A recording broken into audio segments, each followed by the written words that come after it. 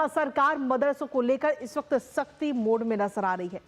दरअसल ब्रिटेन में रहते हुए आजमगढ़ के मदरसे से सहायक अध्यापक आलिया का वेतन लेने का इस वक्त एक शमशुल्क का खुलासा हुआ है, जो यहाँ पर रह करके और सीधे तौर पर यहाँ से मदरसे से अपना वेतन ले रहा था और विदेश में रह रहा था। लेकिन ये खुलासा होने के बाद अब जो जिले के बाकी मदरसे हैं उनकी भी जांच की जाएगी। दरअसल आपको ये बता दें कि जिले भर में संचालित 120 मदरसों में पढ़ा रहे शिक्षकों की जांच अब सीधे तौर पर अल्पसंख्यक विभाग की टीमें करेंगी और प्रदेश भर में मदरसा शिक्षकों की उपस्थिति की गहनता से जांच कराए जाने के निर्देश दे दिए गए हैं। और अब अनुदानित मदरसों से प्रबंधन से हर महीने उपस्थिति प्रमाण पत्र लेने के बाद ही शिक्षकों का जो वेतन जो हर महीने दिया जाता है वो जारी किया जाएगा, जब उनकी उपस्थिति की जो पूरी जानकारी है वो दी जाएगी। ब्रिटेन में जाबा से संदिग्ध मदरसा शिक्षक शमशुल इसका मामला सामने आने के बाद में सीधे तौर पर शासन ने अब चौकसी बढ़ाने के निर्देश दे दिए हैं। जानेंगे लेटेस्ट अपडेट अपने संवाददाता से।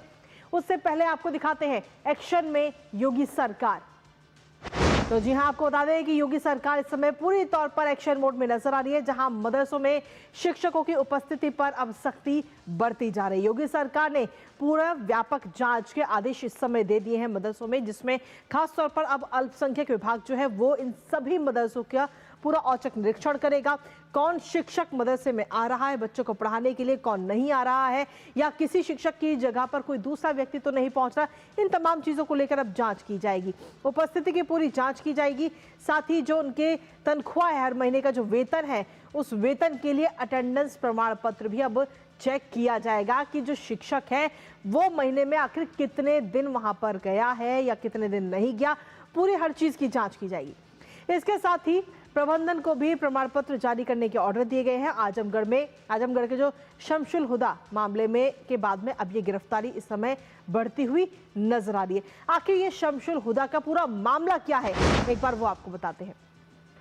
दरअसल अल्पसंख्यक कल्याण निदेशालय की तरफ से ये पूरी जानकारी दी गई है शमशुल हुदा मामले की पूरी, कि ये व्यक्ति मदरसे में नाम इसका चल रहा था, लेकिन ये विदेश में रह करके सिर्फ तनख्वाह ले रहा था। आजमगढ़ के मुबारकपुर मदरसे में इसकी नियुक्ति हुई थी और इसके साथ ही नियुक्ति के बाद से ही साल 2007 में ब्रिटेन जाने के बाद भी मदरसे से ये हर महीने ये व्यक्ति वेतन लेता रहा। दिसंबर 2013 में ब्रिटिश नागरिकता भी इस व्यक्ति ने हासिल कर ली और मदरसा शिक्षक की सारी सुविधाएं भी इसके द्वारा लगातार ली जा रही थी। और इसके साथ ही 2007 से लेकर 2017 तक का वेतन पूरा शमशुल हुदा ने लिया है और उसके बाद में उसको पेंशन भी मिलने लग गई है, जिसके बाद में कई सारे सवाल अब खड़े हो रहे हैं। लेकिन इस पूरी जांच की जानकारी अब सीधे तौर पर आई। एटीएस की तरफ से जांच में बड़ा खुलासा किया गया। शमशुल के संदिग्ध अंतर्राष्ट्रीय कनेक्शन के बाद में ये पूरा मामला जो है वो सामने आया है। यूपी सरकार ने पेंशन पर भी अब रोक लगा दी है और साथ ही संदिग्ध गतिविधियों के जानने के लिए जांच के आदेश भी इस वक्त दिए जा चुके हैं। हमारे साथ हमारे सहयोगी रामेंद्र इस वक्त जुड़ गए हैं, सीधा उनका रुख करेंगे।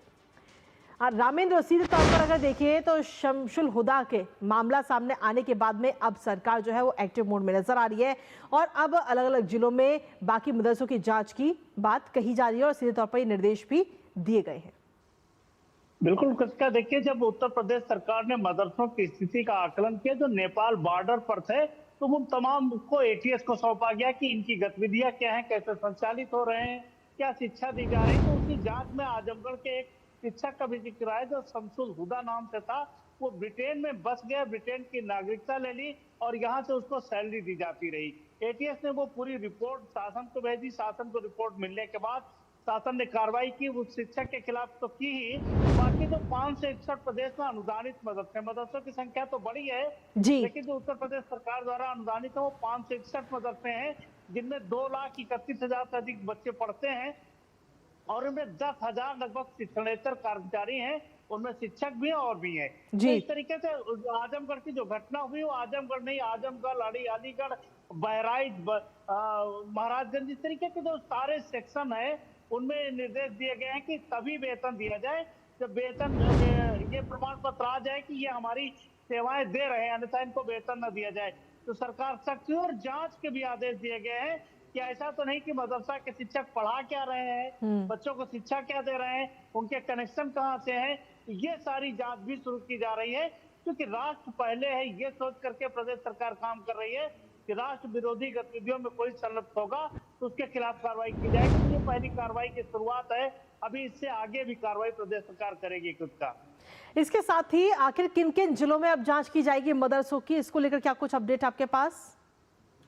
देखिए, उत्तर प्रदेश सरकार ने 2 जिलों में दिया, अलीगढ़ और आजमगढ़, 2 जगह तो निर्देश दे दिए गए हैं कि तत्काल सारे मदरसों की जांच की जाए। लेकिन उत्तर प्रदेश सरकार ने पूरे प्रदेश के मदरसों की जांच के लिए दिया है कि कितने शिक्षक पढ़ा रहे हैं, कितने समय आ रहे हैं, शिक्षा की क्या स्थिति है, ये सारी चीजें उत्तर प्रदेश सरकार ने तय कर दी है। चलिए, बहुत बहुत शुक्रिया तमाम जानकारी हमारे साथ साझा करने के लिए रामिद।